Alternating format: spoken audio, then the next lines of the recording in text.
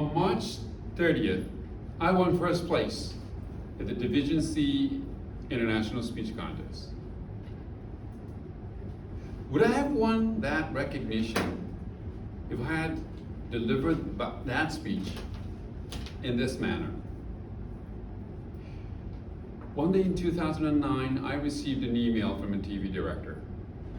Dear Mr. Tenma, I'm writing to invite you to appear in an episode of our English education program, 英語で喋らないと. We were impressed with your recitation of President Obama's victory speech. You sounded exactly like him. Me, on TV.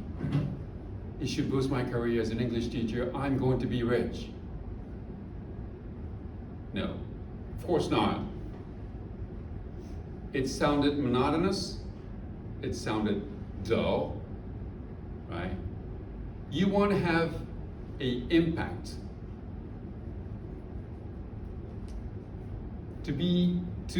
For your speech, to be memorable, impactful, and communicate your ideas as it could ever do.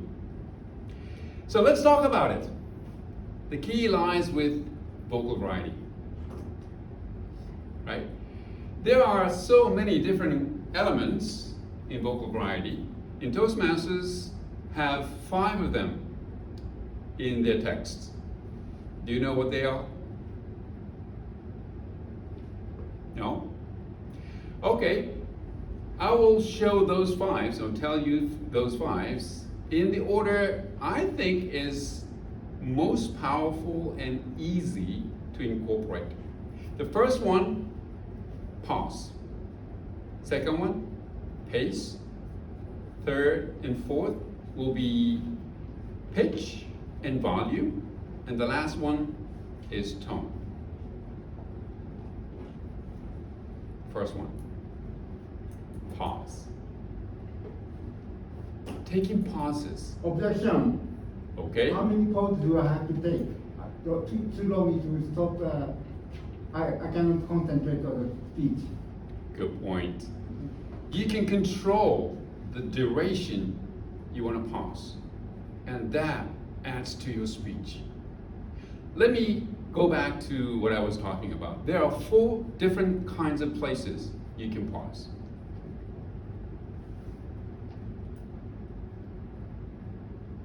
The first one, guess where?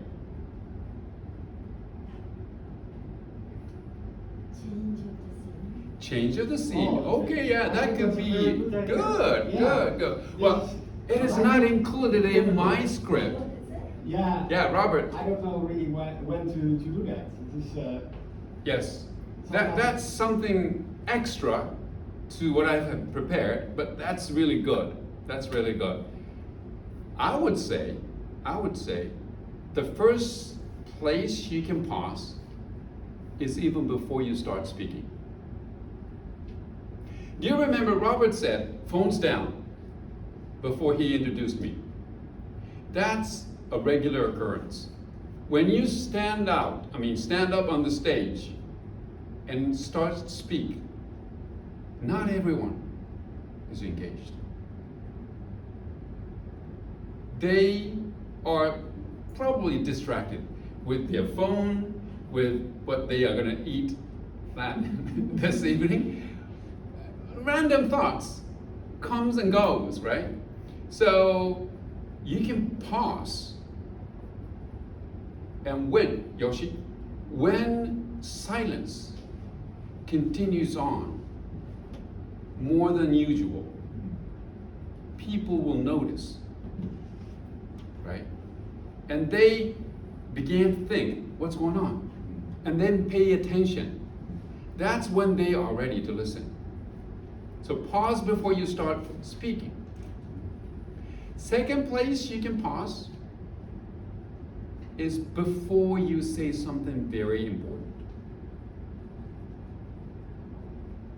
And the third place is right after you say something important. By doing these, you can emphasize what is important. The last place you can pause Any idea?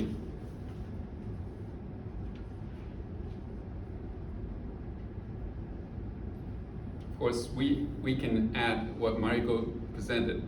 You know, when changing scenes, yes, of course, transition, that's very important. But a lot of people fail to pause where you can make the most powerful impact right after you finish your speech. Too many speakers finish their lines and leave the stage. That's the worst thing you can do.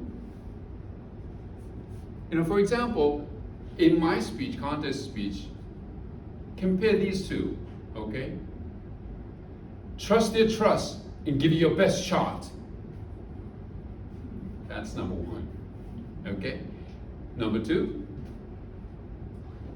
trust their trust and give it your best shot. Contest speech. Did you see the difference? Yeah? When you leave instantly after you say the last word, there's no time for the audience members to absorb what you just said and remember or rethink about your message.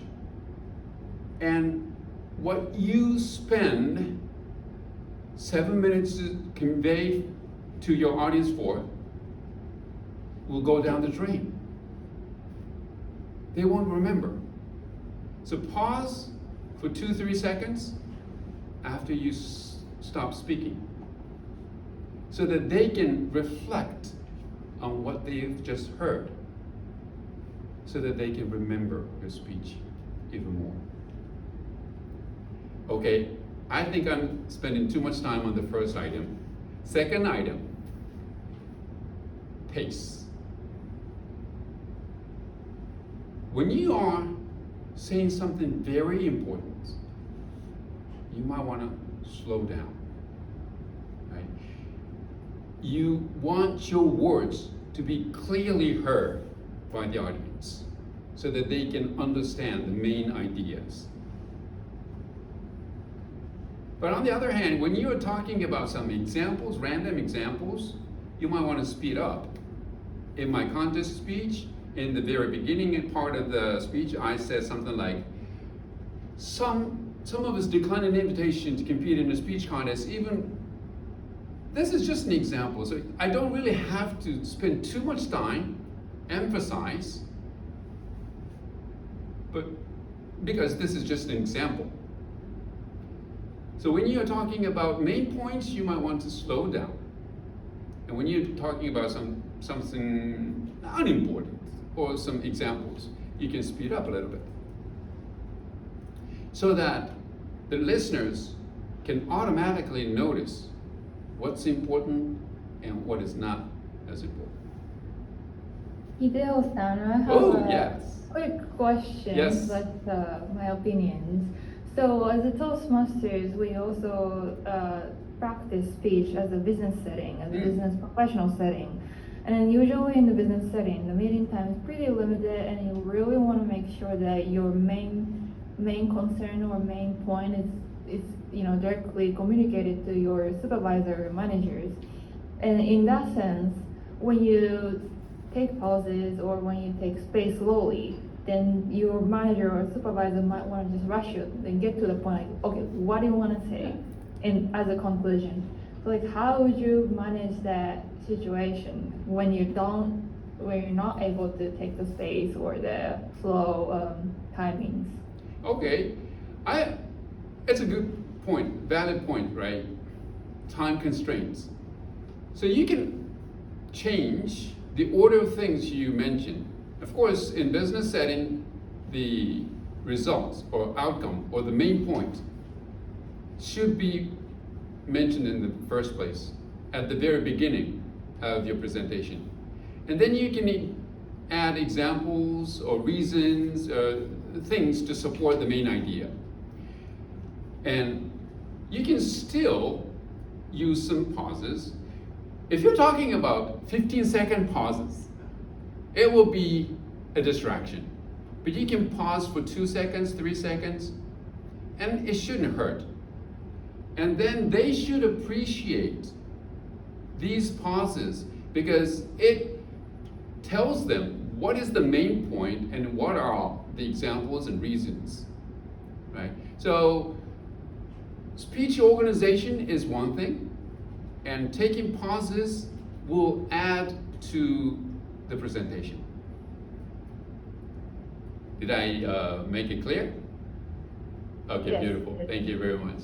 Oh, yeah, I think it's a very good idea. I Yeah. think I have the same. It's when I do like an event or something, it's always very, very good to have long pauses because then you look very smart.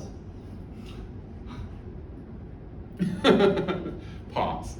Okay, so. Hi, Swan. Oh, yeah. Hi, Swan. Mariko. You wanted to ask some questions? Oh, do you want to Yes. ask? Yes, please go ahead. If I may, can I find you doing the Yes We Can speech on the internet? Sorry, I'm sorry. You said you did the Obama victory speech back in the day. Can we find it on the internet? Okay, there's a video still on my YouTube channel. I will share the link afterwards. Okay. Yeah, by the way, Junko, thank you for the agenda. Oh, yes, that's Thank you, thank you. Yeah. Mariko, Jinko, thank you very much. It's important to appreciate other people in Toastmasters settings, Okay. but probably not during the prepared speech. Oh, sorry. All right, thank you very much.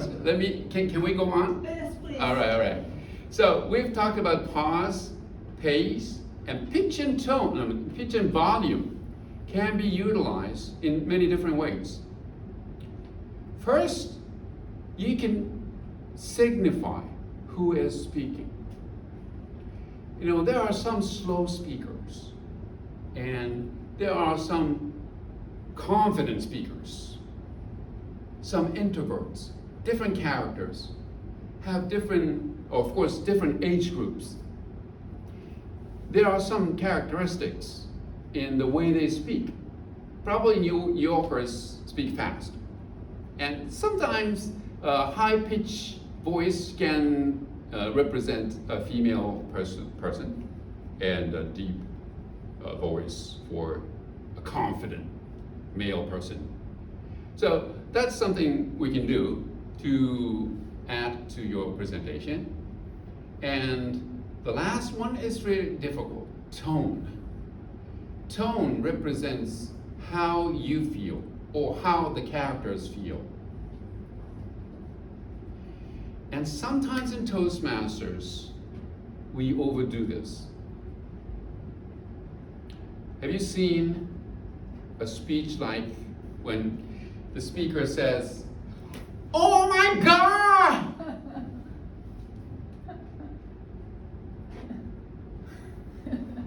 What was your reaction?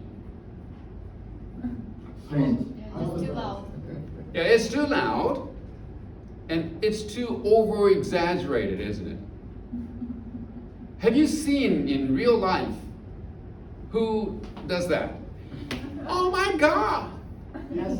You? Yes? It was like Cameron did it when he was an earthquake.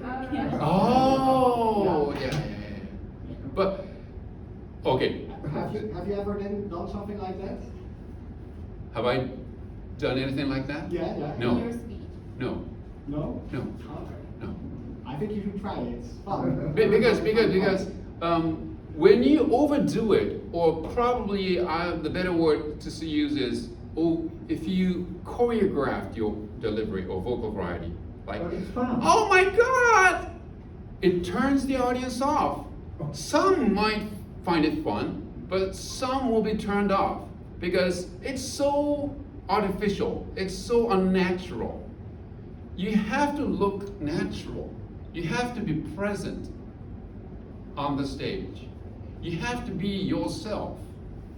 And if you plan your vocal variety too much, plan your body language too much, and overdo it, it's the lack of authenticity. And when you are not authentic on stage, people won't listen. So the key is in using tone You have to be in that moment. When you're talking about the earthquake, you have to really feel being in the earthquake. And then you have to use your natural reaction rather than prepared, choreographed vocal variety and body language. And I hope this presentation can help you do a better job in presenting your next speech. Thank you. Back to you.